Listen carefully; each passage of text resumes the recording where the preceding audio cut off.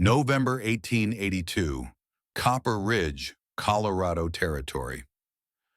Jack Mackenzie's breath hung in the frigid air as he crouched to check his fourth trap of the morning. He froze, noticing something wrong. Fresh boot prints circling his trap line. Bounty hunters. They'd been tracking through this valley for weeks, and from the depth of these prints, at least four men. A six-point buck's tracks had led him 3 miles north of his cabin, deeper into the foothills than he'd planned to venture with snow threatening. The steel-jawed trap held nothing but a tuft of rabbit fur and a light dusting of fresh powder. He reset the mechanism with gloved hands that still moved with military precision despite the cold. 8 years in the Army had left their mark on more than just his hands. At 34, the lines around his eyes told of squinting across sun-baked plains as an Army translator, while the slight hitch in his gait reminded him of a Comanche arrow that had found its mark outside Fort Richardson in '73. The crunch of footsteps in snow made him freeze, not the soft padding of deer or the loping gait of wolf. Human, multiple sets. Jack's Winchester Model 1873 was in his hands before he consciously reached for it, muscle memory from years spent in hostile territory. He worked the lever, chambering around with a precision that hadn't dulled in 6 years of isolation.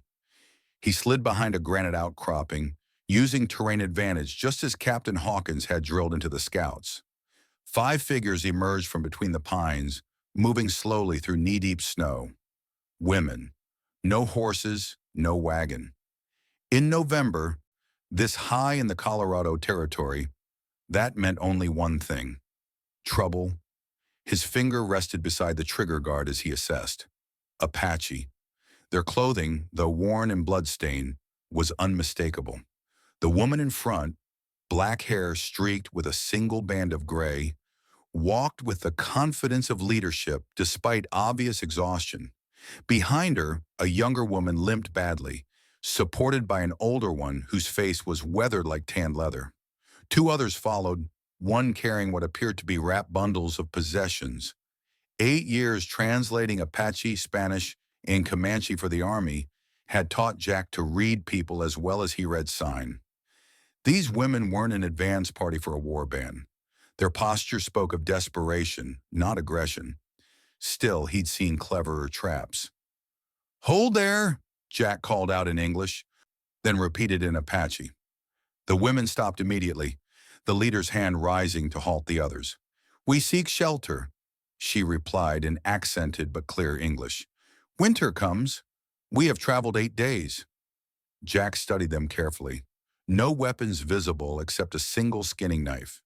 The youngest was shivering uncontrollably, her moccasins wrapped in strips of deerskin that couldn't keep out the cold for long. "Names," he demanded, still not lowering his rifle. "I am Maria Santos," the leader replied. "This is Running Deer, Stone Woman, Windwalker, and my sister Little Fox." Jack's jaw tightened. "Santos? Your husband was Joaquin Santos, Army Scout at Fort Sumner?" Surprise flickered across Maria's face. "You knew him?"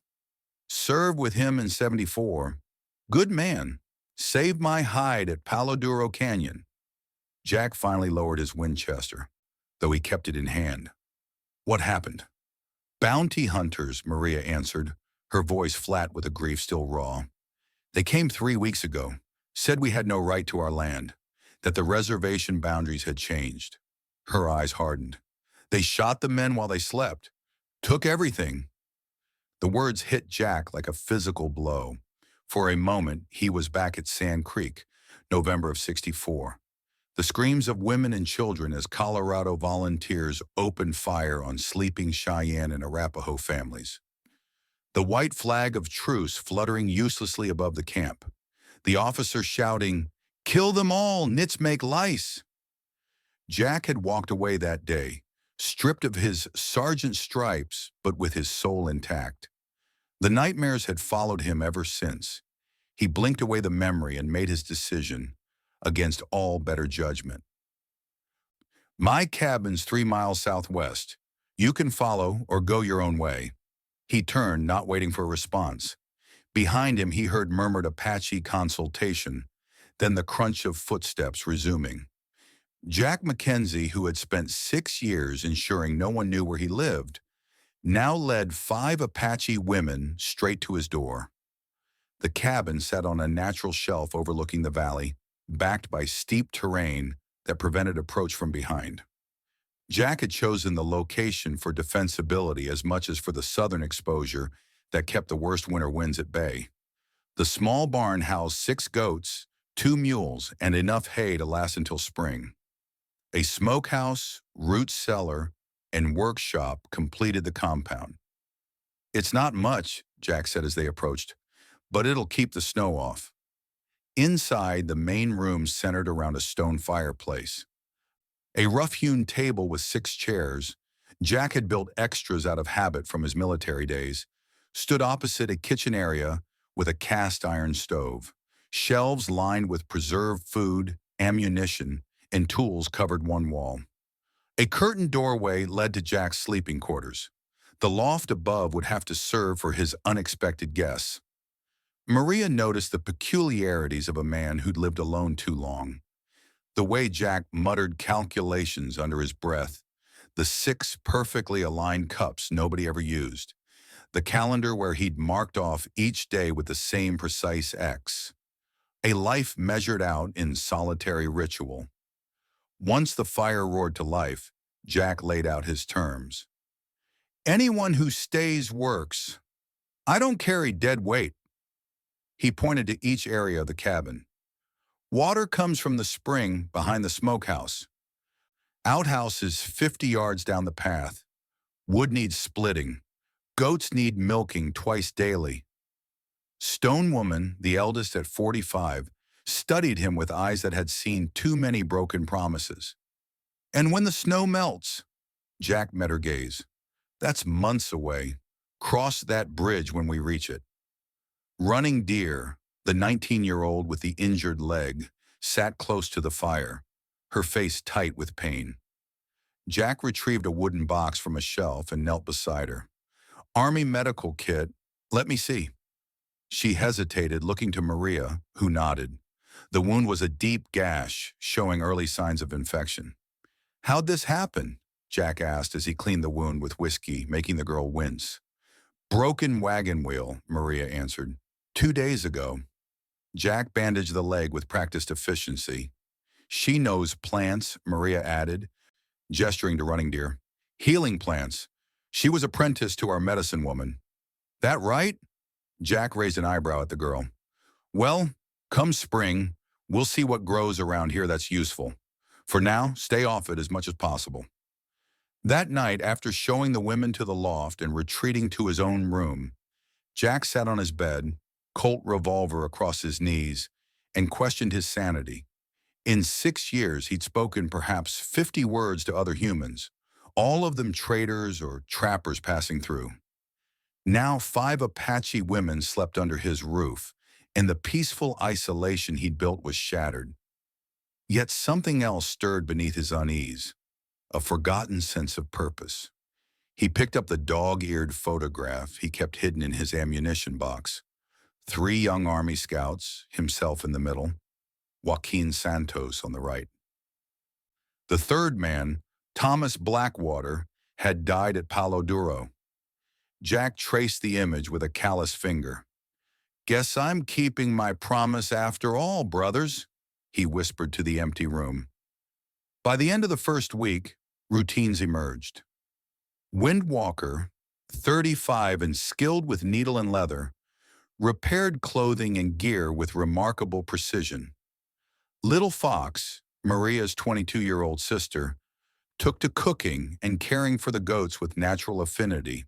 Stone Woman, despite her age, split more wood than Jack would have thought possible, her sinewy arms belying impressive strength.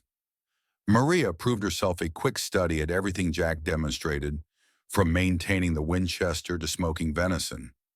Only Running Deer remained largely confined, though she sorted dried herbs from Jack's supplies and prepared poultices that seemed to work small miracles on minor wounds and aches. On the 8th day, Jack took Maria hunting. Fresh snow had fallen overnight, perfect for tracking. As they moved through the forest, Jack suddenly raised his hand, pointing to a mark on a distant tree, a carved X, fresh and deliberate. "Bounty hunter's sign," he whispered. "They're tracking in this territory."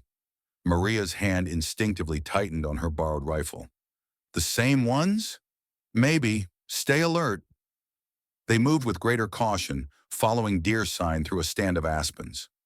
"Your husband taught you to shoot?" Jack asked as they advanced. "Some. Not like this," she said, indicating the Winchester he'd loaned her. "It's simple enough. Keep your breathing steady." Jack demonstrated the proper stance. "Squeeze, don't pull.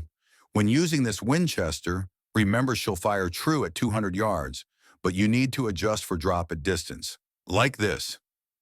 He showed her how to calculate windage and elevation using natural landmarks, skills that had kept him alive during 8 years of service.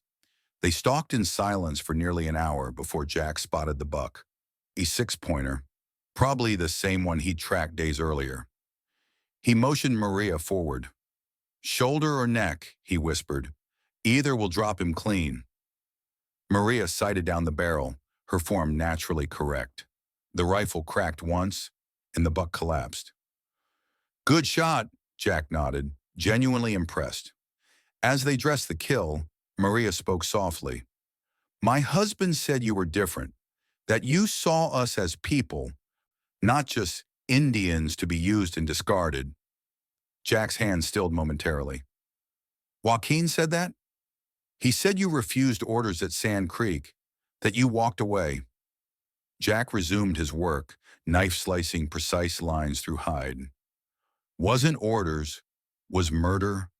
Women and children under white flags." His voice grew hoarse. "I can still hear them screaming, still see the children running with nowhere to hide. Commander told us they were hostile. They were sleeping when we rode in." He glanced at her, eyes haunted. "I lost my sergeant's stripes over it. Never regretted it."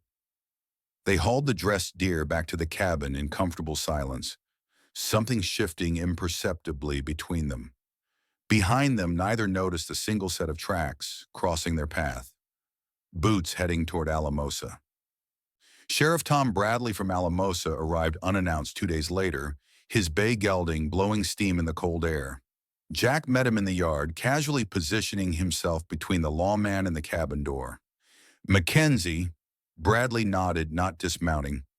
"Unusual to see smoke from your chimney this much. Folks in town wondered if you'd finally frozen to death up here." "Still kicking," Jack replied evenly. "Something I can help you with, Sheriff?" Bradley's eyes narrowed slightly. "Word is there's been Apache activity. Settlers 20 miles east spotted smoke signals last week." "That's so?" "Armies sent patrols from Fort Garland. Talk of renegades slipping off reservations." The sheriff's gaze drifted toward the cabin. "Thought I'd check the outlying homesteads." "Appreciate the concern," Jack said flatly. "Haven't seen anything unusual." As if on cue, Little Fox emerged from the goat shed, stopped short at the sight of the sheriff, then hurried back inside. Bradley's hand drifted toward his holster. "That looked mighty unusual to me, Mackenzie." Jack didn't move. "My business who I choose to employ, Sheriff." "That what you call it? Employment?" Bradley's voice hardened. "Those Indians have papers? Permission to be off reservation lands?" "These women are under my protection as legal wards," Jack stated, recalling statutes from his Army days.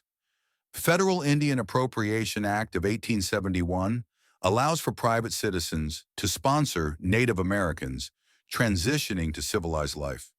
Bradley looked skeptical. "That's mighty convenient legal knowledge for a trapper." 8 years Army. Worked with the Judge Advocate's office last 3. Jack's stance remained relaxed but alert. These women's husbands were Army scouts, killed by bounty hunters who'll face no justice because nobody cares when Indians die. The sheriff studied Jack's face. "You always were an odd one, Mackenzie. Too educated to be hiding up here, too antisocial to be anywhere else. We done here? Bradley gathered his reins.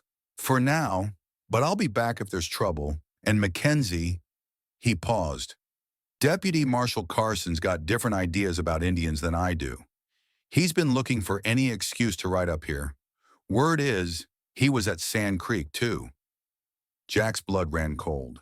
Frank Carson, the lieutenant who'd ordered his men to fire on the women and children. The man Jack had reported to command. Carson's a deputy marshal now? Made quite a name for himself hunting Indians. Calls himself a pacification specialist. Bradley's expression revealed his distaste. He gets wind of this. I can't help you. Jack watched until the sheriff disappeared around the bend, then turned to find all 5 women standing behind him. He will return, Stone Woman stated. It wasn't a question. Probably, Jack agreed. But not today. Maria stepped forward. This Carson, you know him? Jack's jaw tightened. He was at Sand Creek. He gave the order. Understanding dawned in Maria's eyes. Then he will come. December brought steady snowfall and temperature that rarely climbed above freezing. Jack expanded his teaching beyond basic survival, showing Maria how to calculate remaining supplies against projected need, using simple mathematics to ensure they wouldn't starve before spring. 15 pounds of flour per person per month, he explained, marking figures in a leather-bound journal. We have 90 pounds stored, 6 people, 5 months until reliable hunting returns. That's 30 pounds short. So we use less, Maria reasoned. Mixed with cornmeal for bread. Jack nodded. And increased trapping. Rabbit and squirrel will supplement venison. In the evenings, Jack continued Maria's English lessons, while she taught him more Apache phrases than he'd learned in his army days. Sometimes Stone Woman joined them, relating combat tactics that had kept Apache warriors effective against superior numbers. Your army thinks strength comes from numbers and firepower, Stone Woman explained one night. Apache knows strength comes from here, she tapped her temple. And here, she placed a hand over her heart. She showed Jack how to move silently through forest, even with snow underfoot, how to create distractions that would draw an enemy's attention, and how to strike from unexpected angles. Jack found himself impressed by the strategic thinking behind what the army had dismissed as savage warfare. You know much about fighting for a woman, Jack observed. Stone Woman's eyes hardened. I buried 3 husbands and 5 sons. Each time I picked up their weapons and continued. My people do not have the luxury of letting only men fight. Windwalker showed Jack how her people prepared hides to retain flexibility in freezing conditions, using brain matter and constant working of the leather. Her knowledge transformed his crude skinning techniques into something approaching artistry. Even running deer, now moving with the aid of a cane Jack had carved, contributed by creating a reference book of medicinal plants illustrated with charcoal drawings of remarkable detail. Only Little Fox remained somewhat distant, watching Jack with wary eyes despite her willing participation in daily chores. Jack understood. At 22, she'd likely seen enough broken promises from white men to last several lifetimes. The day before Christmas, Jack rode to Alamosa for supplies. He returned with small presents, practical items like a sewing kit for Windwalker, drawing materials for running deer, and a bag of peppermint candy they could all share. For Maria, he'd found a battered copy of Moby Dick, its pages dog-eared but intact. To practice your reading, he said gruffly, embarrassed by her obvious pleasure at the gift. That night, as Maria read aloud by lamplight, her voice stumbling over Melville's complex sentences while the others listened intently, Jack felt something long dormant stir within his chest. Not just purpose, but connection. For the first time in years, his hand didn't instinctively reach for his revolver at every unexpected sound. The nightmares of Sand Creek, which had haunted him for 18 years, hadn't come for 3 nights running. January brought what old-timers would later call the blizzard of '83. It struck without warning, temperatures plummeting to 40 below zero as wind howled down from the north like a living beast. For 5 days, the world outside disappeared behind a wall of white. Jack had prepared for harsh weather, but nothing like this. By the third day, despite rationing, their firewood supply dwindled dangerously. The workshop, farthest from the main cabin, would have to be sacrificed. "We'll dismantle it from the inside," Jack explained, sketching the plan on a scrap of paper. "Stone Woman and I will bring in sections through the connecting door. Windwalker and Maria will break them down to usable size. Little Fox keeps the fire fed. Running Deer monitors for frostbite." They worked in rotating shifts, the temperature in the cabin never rising above freezing, despite the constant fire. At night, they all slept in the main room, sharing body heat and blankets. On the fourth night, Little Fox developed frostbite on 2 toes. Running Deer prepared a poultice of Jack's stored herbs, working with quiet efficiency as Jack held the frightened young woman's hands. "She says you will not lose the toes," Maria translated, though Jack understood most of Running Deer's Apache explanation. "But there will be pain when feeling returns." Jack nodded. "Tell her I've seen worse. Tell her she's tougher than she knows." When Maria translated, Little Fox met Jack's eyes directly for the first time, something like trust flickering there briefly. "Why do you help us?" Little Fox asked in halting English. "White men take, not give." The simple question caught Jack off guard. After a long moment, he answered, "Not all men are the same, just like not all Apache are the same.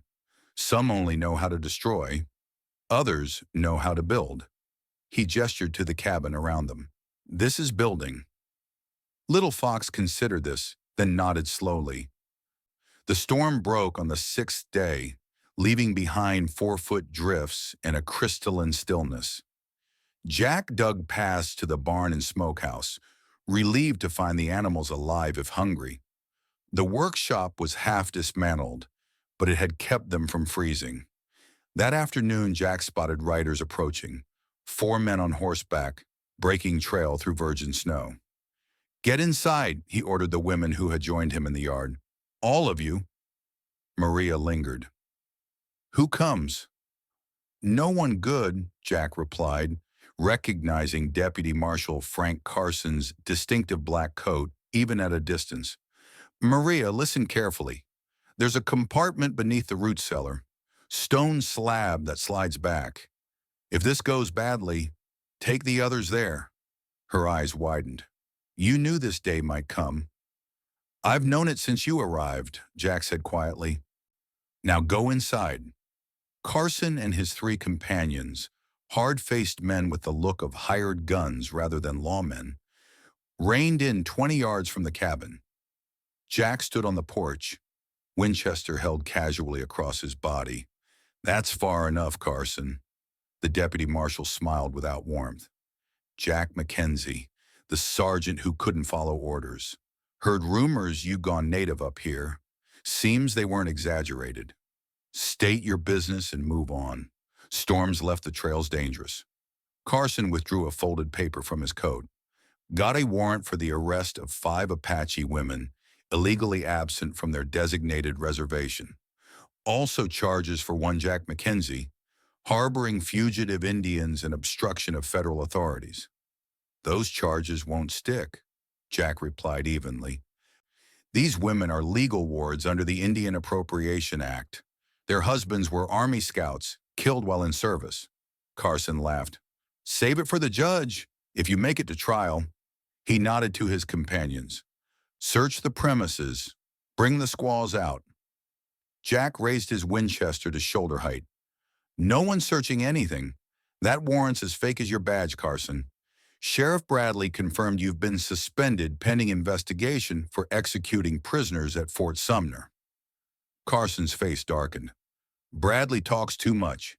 Now step aside, or we'll consider you armed and dangerous." Jack's mind calculated angles and cover with military precision. The cabin walls were reinforced with stone on this side. Rifle shots wouldn't penetrate easily. The men were bunched too close together, a tactical error. Most importantly, they were silhouetted against the snow while he stood in shadow. Last chance to ride away, Carson. Or do you only fight when your enemy is sleeping? The deputy marshal's hand moved toward his pistol.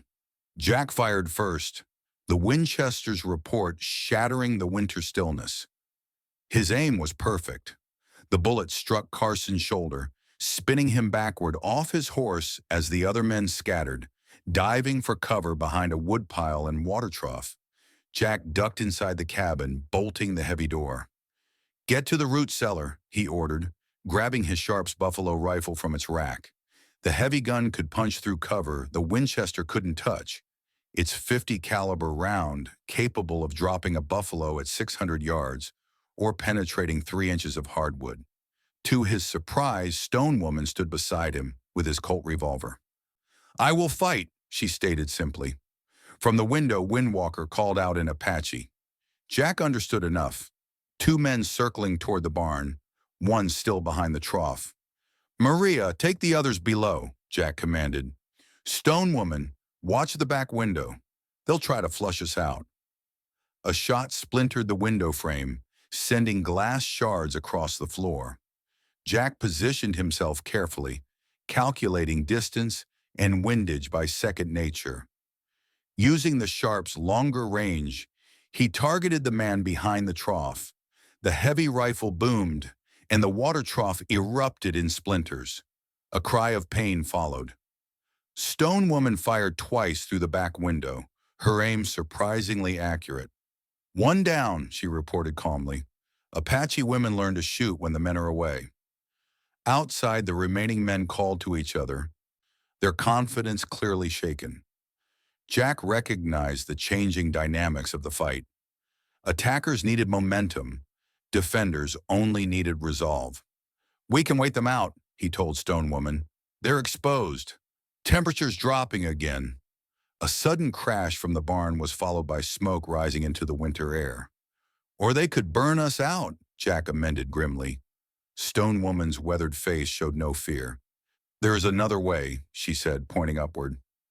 Jack followed her gaze to the loft hatch that opened onto the cabin's rear roof. From there, a person could reach the rocky slope behind without being seen from the front. "Create distraction," Stone Woman instructed. "I will circle behind." Jack wanted to protest, but the determination in her eyes stopped him. This woman had survived decades of warfare against impossible odds. She knew what she was doing. 2 minutes, he agreed, handing her his skinning knife to complement the revolver. Jack laid down covering fire while Stone Woman slipped through the hatch. The barn fire spread quickly despite the snow, driven by stored hay and winter-dry timber. Jack counted seconds in his head, then fired a carefully placed shot that exploded a barrel of lamp oil he'd positioned near the woodpile for winter convenience. The resulting fireball coincided with a scream from behind the cabin. Jack heard Stone Woman moving like a ghost, the way she'd taught him, followed by 2 gunshots in rapid succession. One of Carson's men stumbled into view, clutching his throat. Stone Woman's knife embedded in his windpipe. He collapsed face first into the snow. Minutes later, Stone Woman appeared at the front door.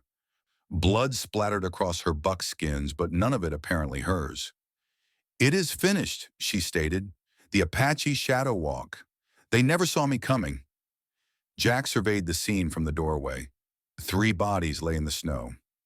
Carson himself, wounded by Jack's initial shot, had apparently crawled away, leaving a blood trail leading downhill. "He won't survive the night in this cold," Stone Woman observed dispassionately. Jack nodded, feeling no satisfaction, only a soldier's grim acceptance of necessary action. He turned to find Maria and the others emerging from the root cellar, their faces tight with concern. "Pack essentials," he instructed. "We leave in 10 minutes. Maria stepped forward. "The barn is burning. Night comes. Where would we go?" "There's a line shack 2 miles west," Jack explained. "Defensible position with good visibility. We'll weather there until I can make contact with Colonel Harrison at Fort Garland." He owes me favors. As they gathered supplies, Little Fox approached Jack hesitantly. You fought for us, she said in halting English. Why? Jack paused, considering the question that had haunted him since that first day in November. Finally, he answered, because it was right, and because after 6 years alone, I remembered what it means to belong somewhere. He glanced at Maria, who was efficiently organizing their supplies. Some things are worth fighting for. Spring 1883 brought renewal to Copper Ridge. The cabin, though damaged by fire, had been rebuilt stronger than before, with a larger main room and proper bedroom additions replacing the loft. Colonel William Harrison had indeed remembered his debt to Jack, clearing all charges and officially registering the 5 women as wards of John Mackenzie, honorably discharged Army translator. On a warm May afternoon, Jack stood before Reverend Thomas from Alamosa, Maria beside him in a dress Windwalker had created from traded deerskins and ordered calico. The simple ceremony combined Christian vows with Apache traditions, Stone Woman officiating the latter portion with solemn dignity.